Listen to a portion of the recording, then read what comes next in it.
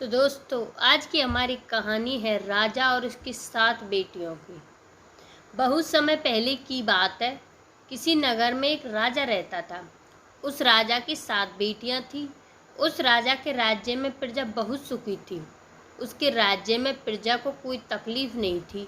एक दिन राजा के दिमाग में एक विचार आया।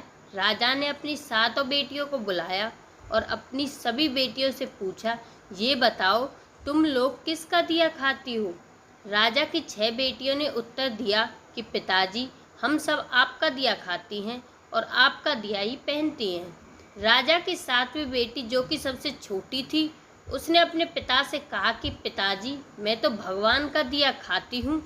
यह सुनकर राजा अत्यधिक क्रोधित हो गया और उसने कहा कि सबको मैं खिला रहा हूँ और ये कह रही है कि मैं भगवान का दिया खाती हूँ। राजा ने अपनी 6 बेटियों का विवाह राजघराने में किया, लेकिन अपनी 7वीं बेटी का विवाह एक गरीब लकड़हारे से कर दिया, जो कि जंगल में प्रतिदिन जाकर लकड़ियां काटता था और वह किसी कारण वह बीमार हो गया था। वह लकड़हारा एक कदम भी आगे नहीं चल पा रहा था। इतनी दयनीय स्थिति उस लकड़हारे की हो गई थी। ऐसे लकड़हारे से उस राजा ने अपनी छोटी बेटी का विवाह कर दिया। राजा ने अपनी बेटी से कहा कि तूने ही बोला था ना कि मैं भगवान का दिया खाती हूँ, तो तू अब उसी का दिया खा। वह लड़की भगवान की इच्छा मानकर खुशी खुशी उस गरीब लकड़हारे के साथ रहने लगी। वह लड़की प्रतिदिन जंगल में लकड़ियां काटकर बाजार में बेचती और उससे जो भी पैसे मिलते, उस पैसे से अपने पति के लिए दवाइयाँ और खाने के सामान के साथ साथ दूध भी लेकर आती। लकड़हारे की पत्नी ने उसी जंगल में एक कुटिया बना लिया था और उसी कुटिया में दोनों लोग रहने लगे।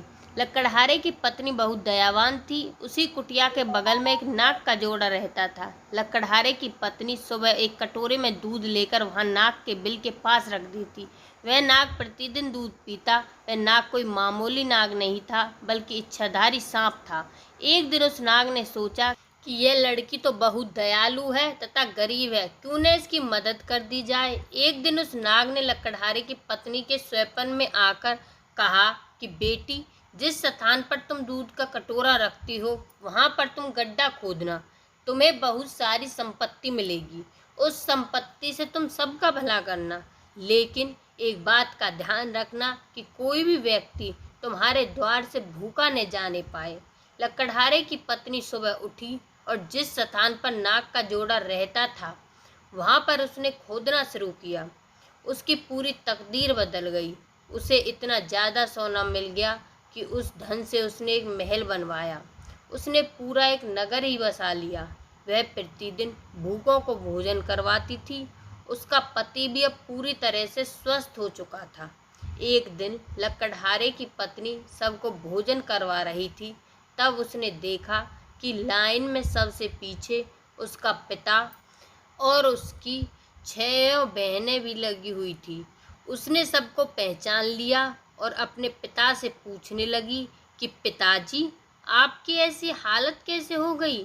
उसके पिता ने कहा कि बेटी, मेरा सारा राजपाट छिन गया। तुम्हारी इन 6 बहनों को इनके पतियों ने धक्के मारकर अपने राज्य से बाहर निकाल दिया। अब हम सबकी यह दिशा हो गई है कि हमें भी लाइन में लगकर भोजन करना पड़ रहा है। उन सब की ऐसी परिस्थिति देखकर लकड़हारे की पत्नी ने अपने पिता और अपनी 6 बहनों की मदद की।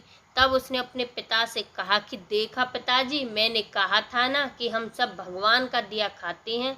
उसके पिता ने कहा, तुमने सही कहा था। अब मुझे भी विश्वास हो गया है कि हम सब भगवान का दिया ही खाते हैं। तो दोस्तों, यह कहानी पढ़कर बहुत कुछ सीखने को मिला होगा। इस धरती पर जब कोई बच्चा जन्म लेता है तो वह अपने भाग्य को भी अपने साथ लेकर आता है। वह किसी के भरोसे नहीं रहता, क्योंकि सबका पालनहार वह परमेश्वर है। जो कुछ होता है सब कुछ उसी की इच्छा से होता है। जो कुछ होना है वह सब पहले से निर्धारित है। आपके चाहने से कुछ नहीं होगा, होगा वही जो भाग्य में उस विधाता ने लिख रखा है। इसलिए हमें कभी किसी बात की चिंता नहीं करनी चाहिए। भविष्य को भविष्य के गर्त में ही रहने दो।